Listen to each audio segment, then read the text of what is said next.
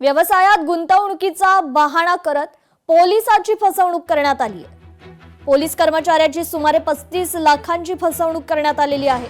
मुंबईच्या कुलाबा परिसरातील ही घटना आहे। नवीन व्यवसायात पार्टनरशिपची ऑफर करून गुंतवणूक केल्यास चांगला परतावा देण्याच्या आमिषानं एका पोलीस कर्मचाऱ्याची सुमारे 35 लाखांची फसवणूक केल्याचा धक्कादायक प्रकार कुलाबा परिसरात उघडकीस आलाय।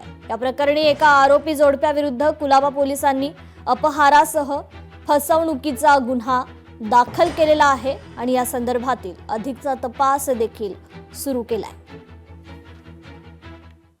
राज्य निवडणूक आयोगाची प्रदूषण मंडळाला नोटीस आहे। निवडणूक काळात आचारसंहितेचं उल्लंघन केल्याचा आरोप आहे। 77 कोटींच्या निधीला मंजुरी दिल्यानं आचारसंहितेचं उल्लंघन झालं। निधी वापरण्याच्या योजनांना मंजुरी देण्यात आल्यानं ही नोटीस बजावण्यात आलेली आहे। आयोगाच्या परवानगीशिवाय निवडणुकीच्या काळात नगरपालिका परिषदांसाठी निधी मंजूर करून आचारसंहितेचं उल्लंघन केल्याचा आरोप आहे। नगरपालिका आणि नगरपंचायतींच्या निवडणुकांसाठी आचारसंहिता लागू असतानाच 4 नगरपालिका परिषदांसाठी घनकचरा व्यवस्थापन उपकरणं खरेदी करण्याकरता निविदा मागवून सुमारे 77 कोटी रुपयांचा निधी वापरण्याच्या योजनांना ही मंजुरी देण्यात आली होती।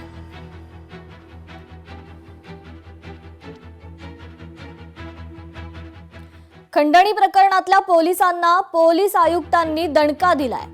3 पोलीस कर्मचारी बडतर्फ करण्यात आलेत। पुणे पोलीस आयुक्तांनी ही महत्त्वाची कारवाई केली आहे। खंडणी प्रकरणात गुन्हा दाखल झालेले पोलीस अखेर बडतर्फ झालेत। पोलीस उपनिरीक्षक अजित बडे, दामिनी मार्शल सोनाली हिंगे आणि कर्मचारी सुदाम तायडे यांना खात्यातून बडतर्फ करण्यात आलेला आहे। खंडणी प्रकरणात गुन्हा दाखल झालेले हे पोलीस अखेर बडतर्फ झालेत। पुणे पोलीस आयुक्तांनी ही महत्त्वाची कारवाई केली आहे। 3 पोलीस कर्मचाऱ्यांना या ठिकाणी बडतर्फ करण्यात आलंय।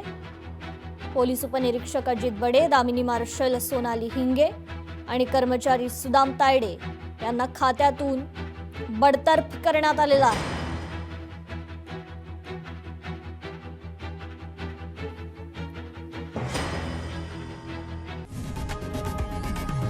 लोकशाही मराठी ऐका, पहा, जागरूक रहा।